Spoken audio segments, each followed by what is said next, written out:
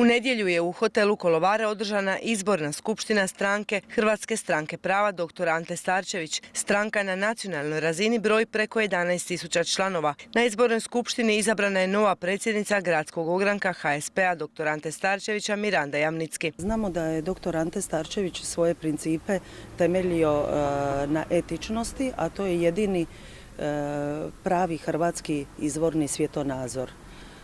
Želimo otkloniti negativan prizvuk kojim se konstantno omalovažava naša tradicija i hrvatski nacionalni identitet. Želimo i dalje pokazati zajedništvo, vjeru i ljubav i kao što je rekao blaženi Alojzije Stepinac, ljubav prema vlastitom narodu ne stoji u nikakvoj opreci s ljubavlju prema čitavom čovječanstvu, nego se međusobno nadopunjuju.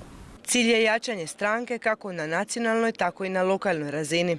Želja nam je da zajedničkim snagama usmjerimo u provođenju stranačkih ciljeva za dobrobit lokalne zajednice i šire.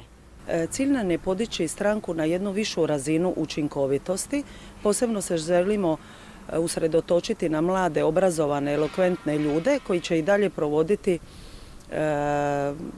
stranačke ciljeve. Izborna skupština ove stranke, koja se vraća na političku scenu grada, okupila je uz članove i brojne simpatizere. Vodstvo ima za cilj konsolidirati redove i do idućih lokalnih izbora, predstaviti program koji će zastupati interese građana.